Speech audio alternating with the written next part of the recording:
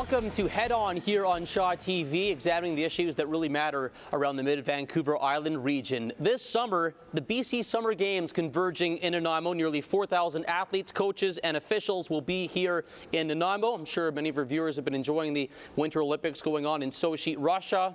Games of our own here in Nanaimo, much smaller scale, but certainly will have a pretty big impact. 19 sports, including baseball, basketball, lacrosse, towed water sports as well, just to name a few. Are we ready to host this pretty big event here locally? What needs to be done to back the highly sought-after sport tourism market?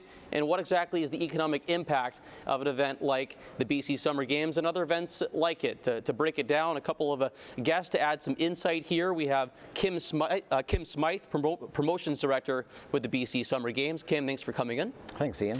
Also, Lesley Anderson with Tourism Nanaimo, Executive Director of Destination Management. Lesley, I really appreciate you coming in. Thank you for having me. Kim, I'll start with you. Volunteers is a big aspect of this, to make this all happen, to have it run off smoothly. Where do things stand right now on attracting the necessary number of volunteers for this event? Our goal, Ian, is 3,200 volunteers to make the event come off successfully. Some of those we need starting now, and some of those we need in the 4-day span of the Games. We're at about the 700 mark right now, and so that leaves us with a considerable number to still recruit, 2,500 or so. And when it comes to putting these kinds of events on in Nanaimo, people tend to step up, don't they, Kim, to rally behind an event like this?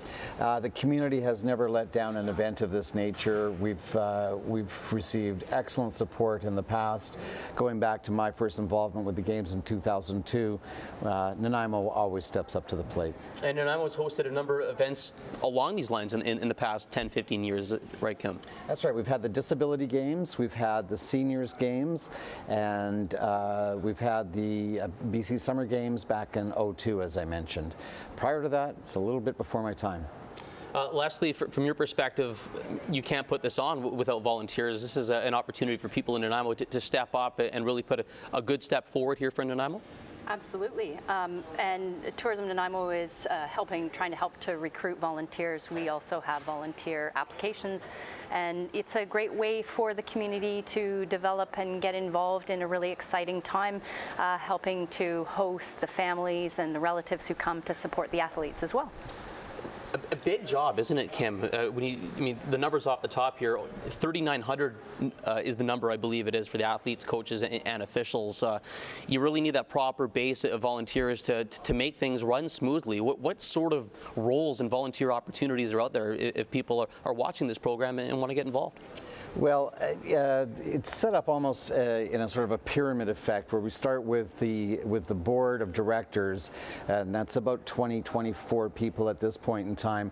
Then we recruit our key volunteers, who are the folks who help us with merchandise sales, souvenir programs, photography, things like that. People who have tasks that will go on for several months, and then start to boil it down to the rest of the folk.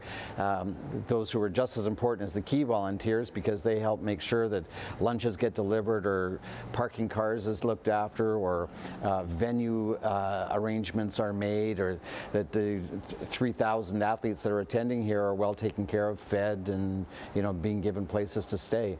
So a huge diversity of volunteer activities required. Putting this on, and volunteers is a big aspect of it as well. Lesley, what is the city's role in general in supporting the sports tourism landscape? Pretty highly sought after set of events that communities want to get in on. It brings a lot of people, a lot of money into the community. Can you just talk about the infrastructure that's there to really make this happen, and have Nanaimo known as an area that, yes, this city can host these kind of events locally? A lot of communities, including Nanaimo, are going after sport tourism because of its economic impact. In BC alone, it's a $300 million, roughly, sector of the tourism industry, and that's one of the fastest growing parts of the tourism industry. The city of Nanaimo has done a great job in setting a foundation for sports tourism. We have a wonderful set of infrastructure and facilities to support sport tourism, like the aquatic center and the ice center, a lot of fields and so on. The city works together, and Tourism Nanaimo work together in collaboration to try to attract and support sport tourism events here. It's not not only a great opportunity for local sports teams to develop the athletes, it's a great way for the community to become involved in volunteerism and to develop the community. It's a great way to support infrastructure development, and it's also a great way to promote the destination, because there's a lot of friends and relatives who come to the destination for the first time along with the athletes, and they have a high propensity to revisit the destination once they get here and they go, what a great place Nanaimo is. You mentioned infrastructure development. That's a related issue here, isn't it, Kim? This is an opportunity to get and use current infrastructure, maybe lobby for future infrastructure as well. Can you talk about, in your opinion, that mix it takes to properly put these events on? Is it infrastructure? Is it people just having a good time in Nanaimo? What is it? What's that magic tonic that it takes to have this go off well here in Nanaimo? Well, first of all, when you go into the games application process, you have to be able to convince the provincial authorities that you have the venues and the facilities. Once you're assured of that, then there needs to be some pressure by the city to make sure that those venues and facilities are top-notch for when the games arrive, that everything's in perfect running order, that you're basically at the top of your game there. One of the nice things about the games is that we usually, or our goal is to always end up with a legacy fund of cash that we leave to the community, or that the games leaves to the community, to be reinvested into sport. And that might be for venue improvements, that could be for facilitating further training, that kind of thing. In 2002, Nanaimo set the provincial record at around $200,000 in cash money left behind in the community, and we're certainly hoping to surpass that with these games, because there's a little bit of competition between the board of directors back in 2002 and the board of directors of today. So 19 different sports and 19 venues. Talk a little bit about the sports and the venues that will be utilized July 17th to 20th here in Nanaimo. I think one of the most popular venues that's going to be used is going to be the Rotary Bowl for all of its track and field events, because there's probably a half a dozen events at least that fall under the category of track and field. Both pools will be heavily used. Our bowling green, our lawn bowling green will be used. Our golf courses will be used. Pretty much every sport facility in Nanaimo will be used, if not heavily, at least a little bit during the course of the games. You touched on the economic impact, Lesley, of the games. This is some pretty big bucks that could potentially be coming into Nanaimo. Talk more broadly about what events like this, and we'll get into the specifics with Kim. But what do large-scale events like this in communities around Canada mean to the bottom line of these prospective communities? Well, within Canada, sport tourism is estimated to be about a $3.5 to $4 billion sector of tourism. So it's really significant, and like I mentioned, a lot of communities are, they see the economic benefit, they see the tourism benefits, the destination awareness that comes out of hosting these types of events, because they come, a lot of people are attracted here. They come for the purpose of sport, but they often then come and discover a new destination. So there's the direct impacts of the spending while people are here for the events, plus the indirect impacts that come from, when the restaurants and so on, all those employees then have jobs. When we grow sport tourism, we grow industry overall. It has, indirect spin-offs, and so I think there's a lot of, and then longer-term impacts from tourism as the destination awareness grows and people come back to visit the destination. So that's why it's such an interesting area of growth for Canada and for British Columbia, and an interest for Nanaimo. Kim, what is the bottom line for Nanaimo? How much money do you expect being pumped into local coffers as it pertains to the BC Summer Games in Nanaimo? Well, during our planning and preparation process, which kicked off last fall, up until next July, there'll be about $1.4 million spent. That money comes from provincial coffers in the form of a grant through BC Summer Games, or BC Games, pardon me. In addition, we're targeting around $700,000 of corporate investment, which will be spent in preparation for the games. But once the games come here, we're estimating right now about a $2.5 $2.6 million injection of cash over those 4 days alone. That's a significant amount of money to come into the community in sort of one lump sum at one time, and something that, of course, Nanaimo's looking very forward to, I hope. Yeah, and I mean, I look at the busy summer event season already happening in Nanaimo. You throw this in the middle of that busy season, this could be a pretty good year for tourism operators locally and a lot of people in the service restaurant industry around Nanaimo. This looks like it's a pretty significant injection into the local economy. I think we'll have a lot of happy operators come this summer. Lesley, I want to follow up a little bit with something about what you said on having events like this in your community. You talked about the indirect money that kind of flows in.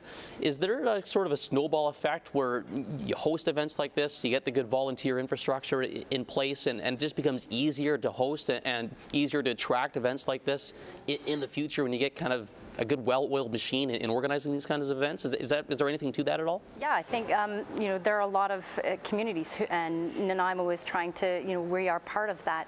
Is there are a lot of benefits, like I said, that accrue to the athletes from an athlete development perspective, a community development perspective, as well as an awareness perspective for the destination itself. It becomes known as a great place to host events, a great place to host tourism, sports, tourism, and that reputation built and helps to attract new events and sport in the future. Community pride as well. Kim, an event like this rallies people together, and people kind of look around and see how beautiful of a community this really is. There's a huge value to the pride of place in this. We need to get the whole community up and running and excited about the games. We're planning some tourist in your own town events leading up to that, so that people are better equipped to be good hosts when the city is flooded with all of those folks from all over British Columbia.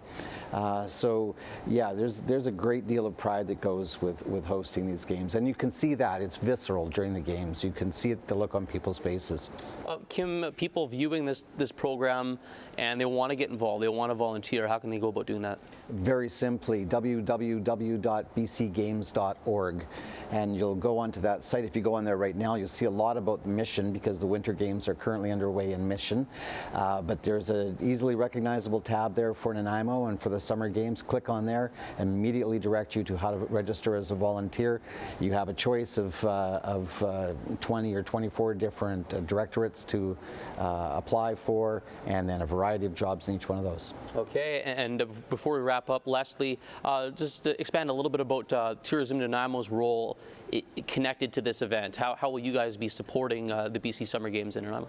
We're supporting in a number of different ways. So in terms of trying to encourage destination visitation pre and post, so for those family and friends who are going to be accompanying the athletes here, encouraging them to come to the destination a couple days beforehand and stay a little bit longer afterwards, showcasing all the different types of things that there are to do. We're going to be working together with Kim and the volunteers to help train the volunteers about the types of tourism attractions and things that there are to do within the city, so that when the athletes aren't competing, that the families and friends and they have a great opportunity to experience our destination, and we'll be supporting in as many other ways as we can to showcase Nanaimo as a great place for sport tourism, as well as a great destination for tourism at other times of the year. Very exciting stuff. Lots of work to do, but there's there's a great reward at the end of the tunnel here. Kim Smythe, Promotions Director, BC Summer Games, also CEO of the Nanaimo and District Chamber of Commerce. Thanks for coming on the program. Lesley Anderson with Tourism Nanaimo, Executive Director of Destination Management. I really appreciate your contributions to the program. Thank you. That's another edition of Head On here on Shaw TV. Ian Holmes examining the issues that really matter here on Mid-Vancouver Island. Tune in for a new episode soon here on Shaw.